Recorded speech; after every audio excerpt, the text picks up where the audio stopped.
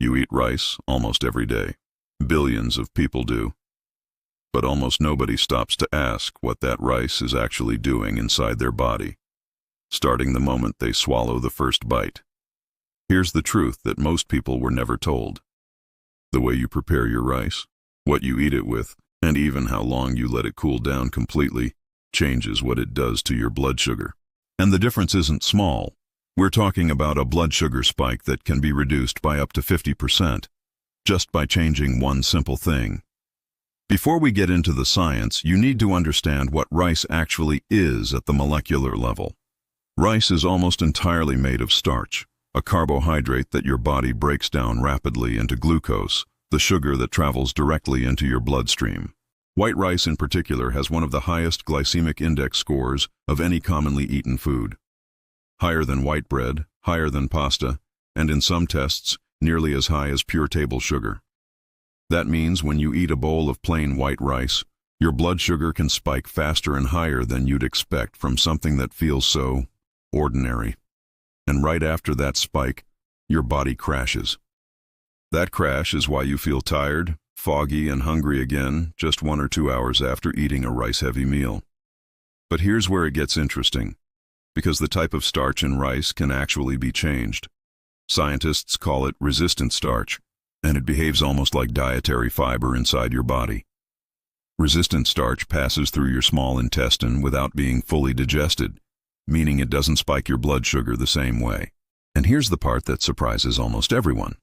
Cooking rice, and then letting it cool completely, actually transforms regular starch into resistant starch. A 2015 study published in a peer-reviewed chemistry journal found that cooking rice with coconut oil, then refrigerating it overnight, reduced its caloric absorption by up to 60% and significantly lowered the glycemic response. Let that sink in. The same rice, just cooked differently. Completely different impact on your blood sugar and your body. Now let's walk through exactly what happens inside your body, starting at the 24-hour mark when you eat rice the wrong way versus the right way. Within the first hour of eating plain white rice on an empty stomach, your pancreas is already working overtime. Your insulin levels surge to move all that glucose out of your bloodstream and into your cells. And if your cells are already full, that excess gets stored as fat. By hour 2, your blood sugar has already crashed below baseline, and your body is sending hunger signals again even though you just ate a full meal. But if you ate rice prepared the right way, cooled, with added fat or fiber, your blood sugar curve at the same 2-hour mark looks almost flat. Now fast forward to 7 days of eating rice the wrong way every single day. After 1 week of repeated blood sugar spikes, your insulin sensitivity begins to decline. Your cells start becoming slightly less responsive to insulin signals.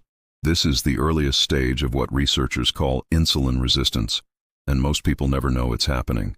Meanwhile, 7 days of the optimized rice method, cooled rice, eaten with vegetables and lean protein, tells a completely different story. Blood sugar stays stable. Insulin levels stay lower. Energy stays consistent throughout the day. And hunger is significantly reduced. By day 14, the differences between the two approaches are showing up in ways you can actually feel and measure. People eating high glycemic rice daily for 2 weeks often report persistent afternoon fatigue, stronger sugar cravings, and difficulty feeling satisfied after meals. But something more serious is also happening at week 2. Inflammation markers in the blood can begin to rise with chronic blood sugar spiking. Chronic inflammation is now recognized as the underlying driver behind dozens of serious health conditions, from heart disease to metabolic syndrome. The optimized group at 14 days, however, shows measurably lower post-meal glucose peaks and improved satiety hormone levels. And by day 30, 1 full month, the body data becomes impossible to ignore. Studies show that 30 days of consistently lower post-meal blood sugar is associated with improved HbA1c scores, the marker doctors use to track your long-term blood sugar control. Gut bacteria diversity improves, because resistant starch acts as a prebiotic that feeds the beneficial microbes in your large intestine. And people who follow low glycemic rice habits for 30 days often report losing body fat, not because they ate less, but because insulin stayed lower, which allowed fat burning to actually switch on. Now let's destroy some of the biggest myths about rice that are keeping people stuck. Myth 1. Rice makes you fat. This is false and oversimplified. Asian populations who eat rice as a daily staple have historically had some of the lowest obesity rates in the world. The problem isn't the rice, it's the method, the portion, and what you pair it with. Myth 2. Brown rice is always better than white rice. Brown rice does have more fiber and a slightly lower glycemic index. But properly prepared white rice, cooled and paired correctly, can actually perform comparably in real post-meal glucose tests. Myth 3. You need to cut out rice completely to lose weight or control blood sugar. This is one of the most damaging myths in modern nutrition. Completely eliminating rice creates unnecessary restriction and ignores the science of how rice actually behaves when prepared correctly. Myth 4. All carbs spike blood sugar the same way. Every carbohydrate behaves differently based on its fiber content, structure, preparation method, and what it's eaten with. The body is far more nuanced than any single fear-based food rule gives it credit for. So here is the final, evidence-based verdict on rice and your blood sugar. Rice is not your enemy. Plain, repeatedly spiking rice, eaten hot, alone, in large portions, with no fiber or protein, is the problem. The science is clear. Cool your rice, pair it with fat, fiber, or protein, and your blood sugar response changes dramatically and beneficially. Add vinegar or lemon juice to your rice dish. Studies show acetic acid slows the rate at which starch breaks down into glucose by up to 31%. Eat rice at the end of your meal, not the beginning. When you eat vegetables and protein first, your stomach contents slow the absorption of rice eaten afterward. Choose parboiled or basmati rice when possible. Both have naturally lower glycemic index scores than standard long-grain white rice.